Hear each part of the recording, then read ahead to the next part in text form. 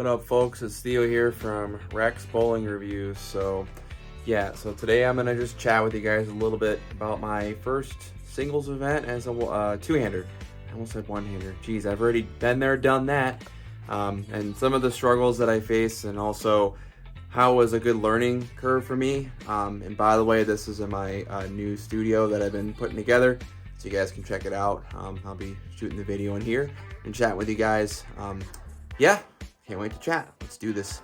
All right, so let's chat about this weekend, right? So, bowled my first tournament as a two-hander. It was at the Detroit Men's Series in Thunder Bowl Lanes in Allen Park, Michigan, which is pretty much Detroit, right? 43-foot pattern. You know, looking at the graph, I didn't think it'd be that bad, but it was actually pretty low scoring. The cut was plus 16. I ended up being minus 17. Bad first game. I wasn't using the right bowling balls. I was trying to create too much shape.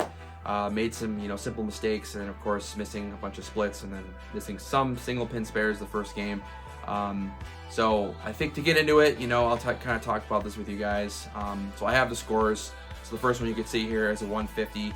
Not good, dude. Like, Theo, what are you doing, bro? But of course, I'm not coming here to impress anybody. I'm coming here to learn. I'm coming here to try to get better with my two-handed game.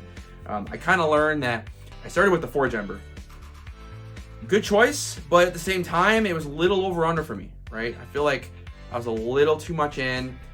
It wasn't working, I'm like, what the heck am I gonna do? And I was bowling with people on my pair were really chill. I got to bowl with my buddy Mac Pender. Throws the ball great. Mac, you're awesome, dude. It was a pleasure bowling with you.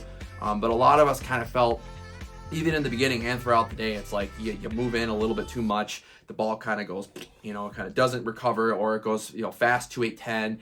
You move a little bit too far right, you miss a little bit left, right? The ball skates past the head pin, right? So you're kind of stuck in that over-under-ish.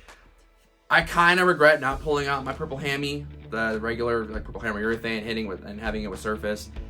I don't know why I didn't do that. So that's something I learned as a bowler going through this event. Like, I don't care if someone doesn't like it, then I'm throwing purple hammer or something. Oh well, if it's gonna work.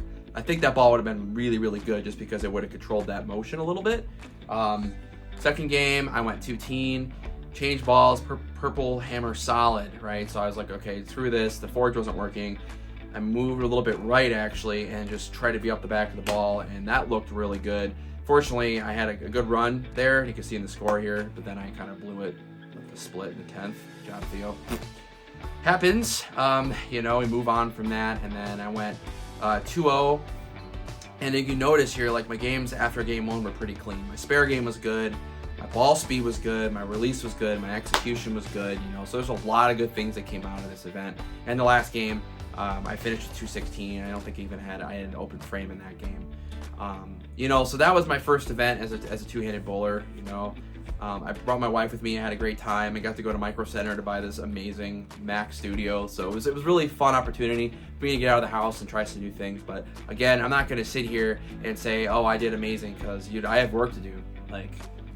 And I'm not going to sit here and get frustrated myself, because it's not worth my time. I'd say that this is a good learning experience. And one thing about this industry, right, is they judge people way too hard on their scores or just how they bowl. It's like, dude, let somebody just grow. You know what I mean? That's just me. Be supportive of others. For me, going into two-handed, I knew that I'd probably face some challenges, especially I don't know. There's some times I was throwing the ball and I was like, Jesus, man, I was like way too much axis rotation.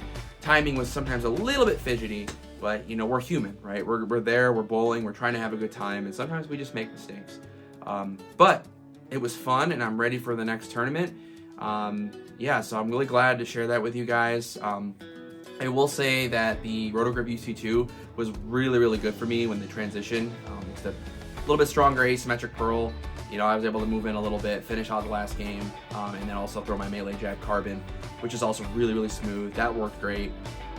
The forge was good for a little while right after I figured it out, but then it was just too much. It was just a little bit too over-under. I don't know. It just didn't work for me.